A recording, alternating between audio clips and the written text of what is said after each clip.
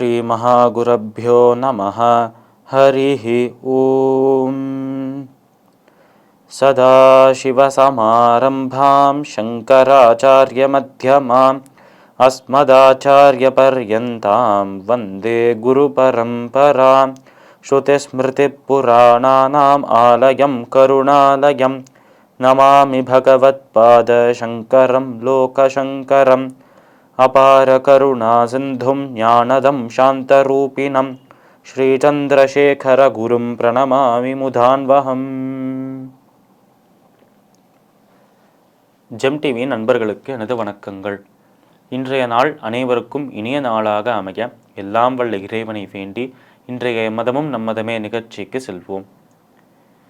இன்னைக்கு நம்ம ஸ்ரீ சௌந்தர்ய லஹரியிலிருந்து ஒரு ஸ்லோகத்தை விளக்கத்துடன் பார்த்துட்டு நேற்றைய தினத்தின் நீதி கதையின் தொடர்ச்சியை காண்போம்.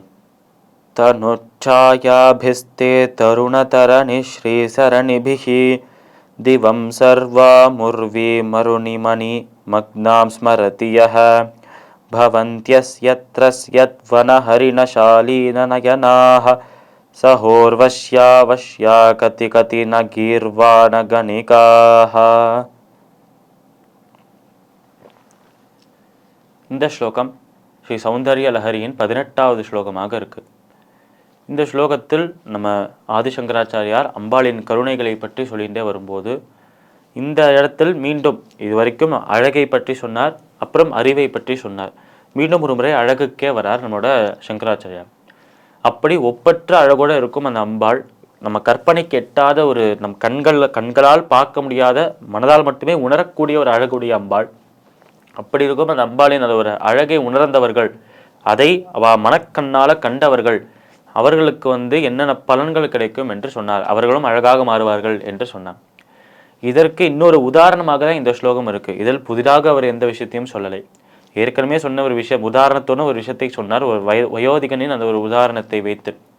இப்போ அது போலவே இந்த இடத்தில் மீண்டும் ஒரு முறை ஒரு உதாரணத்தை சொல்றார். அதாவது நம்மளோட புராணங்களிலும் இதிகாசங்களிலும் அந்த தேவலோக நடன பெண்களில், அந்த இந்திரனுடைய சபையில் தேவலோகத்தில் நடன பெண்கள் இருப்பாளாம்.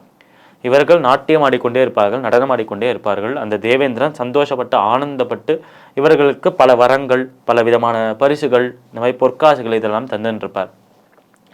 இப்படி இருக்கும் அந்த நடன பெண்களில் ஊர்வசி என்ற ஒரு நடன பெண் இருப்பாள். அந்த ஊர்வசி கூட இந்த அம்பாளை வழிபடுகிற பக்தரை பார்த்துட்டு, அச்சச்சோ அவர் என்னை விட அழகாக இருக்கிறாரே என்று சொல்வாளாம் அந்த ஊர்வசி. அப்படி எந்த ஒரு பெண்ணை, இந்த ஒரு பெண் தெய்வமாக இருப்பவள் அவள். அப்படி இருக்கும் அந்த பெண்ணானவள் அவளை காட்டிலும் ஒரு உயர்ந்த அழகுடையவனாக அந்த பக்தர் மாறுகிறார் என்று சொல்றார். அந்த பக்தர் யாராக இருக்கார் என்பது அவசியமில்லாத ஒரு விஷயமாக இருக்கு. அவர் ஆணாக இருக்கலாம், பெண்ணாக இருக்கலாம், ஒரு மிருகமாக இருக்கலாம், பறவையாக இருக்கலாம், புழுவாக இருக்கலாம், எறும்பாக கூட இருக்கலாம். யாராக இருந்தாலும் எவ்வளவுக்கு எவ்வளோ குறைந்த அளவில் இருந்தாலும் அவளோட அளவு தான் கம்மியாக இருக்குமே தவிர, மனதில் இருக்கும் அந்த ஒரு பக்தி, அந்த அம்பாளை அடையணும் என்கிற அந்த ஆசை, அந்த ஒரு இச்சை, அது சிறியதாக இருக்காது, பெரியதாக தான் இருக்கும். அந்த மனதுக்குள்ள இருக்கிற ஆசை, பக்தியை மட்டும்தான் அம்பாள் பார்ப்பாளே தவிர, அந்த பக்தியை செலுத்துகிறவர் யார் என்பதை பார்க்க மாட்டாளாம். அப்படி அனைவரையும் சமமாக நேசிக்கும் அம்பாள், அந்த அழகான அம்பாள், அழகை உடையவள், ஒப்பற்ற அழகை உடையவள். அவளை வழிபடுவதனால் நமக்கும் அந்த அழகை கொடுப்பாள் என்று சொல்றார் நம்ம சங்கராச்சாரியா. இந்த ஸ்லோகத்திற்குண்டான விளக்கம் இதுவே. இப்ப நம்ம நேற்றைய தினத்தின் நீதி கதையின் தொடர்ச்சியை காண்போம். இந்த ஒரு திருடன், இந்த ஒரு சாது, இந்த ஒரு ஞானியிடம் சென்று, நான் உங்கள் சிஷ்யனாக இருக்கிறேன் என்று சிஷ்யனாக சேர்ந்து கொண்டு தன்னோட குருவாக அந்த ஒரு சாதுவை மாற்றி கொண்டார். இப்படி குருவின் அந்த ஒரு ஸ்தானத்தில், குருவின் பதவியில் இருக்கும் அந்த ஒரு சாது, அவர் இப்போ அந்த நபரை பார்த்து, திருடனை பார்த்து, ஏதோ ஒரு கெட்ட குணத்தை விட்டுடு என்று சொல்ல, நான் என் பொய் சொல்கிற அந்த கெட்ட குணத்தை விட்டுடுறேன், நான் உண்மையை மட்டுமே பேசுவேன், நேர்மையாக இருப்பேன் இன்னிலிருந்து என்று சொல்றார் அந்த திருடன். ஆனால் அடுத்த நாளே அவர் அவர் அந்த கெட்ட குணத்தை மட்டும்தான் விட்டாரே தவிர திருட்டு தொழிலை விடவில்லை. ஆனால் அடுத்த நாள் அந்த ராஜ்யத்தின் ராஜாவின் அந்த ஒரு கஜானாலேயே திருடலாம் என்று போறார். போயிட்டு அந்த ஒரு இரவு நேரத்தில் விளக்கொளி மட்டும்தான் இருக்கும் அந்த காலத்தில் ராஜ்யத்தில். அப்படி இருக்கும் விளக்கொலியில் அந்த சேனைக்காக இருக்கும் அந்த நபர்கள், அந்த செக்யூரிட்டிஸ் எல்லாம் இருப்பாளே, அவர்கள் அனைவரையும் தாண்டி உள்ள செல்கிறார் அவர். இவர் யாருமே பார்க்காமல் உள்ள போயிட்டு அந்த கஜானா எல்லாம் இருக்கும் அந்த ஒரு அறைக்குள்ள சென்று அந்த ஒரு விளக்கொலியில் மின்னுகிற அந்த ஒரு தங்கத்தையும் வெள்ளியையும் பொற்காசுகள் அப்படி இருக்கும் அந்த வைரம் வைடூரியம் அனைத்தையும் பார்க்கிறார் அவர். அந்த இடத்தில் வைரங்கள் வைடூரியங்கள் அதிகமாகவே இருக்கு. இதை பார்த்து இதை நம்ம திருடினோம் என்றால் நாம் அல்ல, நமக்கு பின்னாடி வர 10 தலைவர்கள் கூட நின்று உட்கார்ந்து சாப்பிடலாம் என்று சொல்றார் அவர்.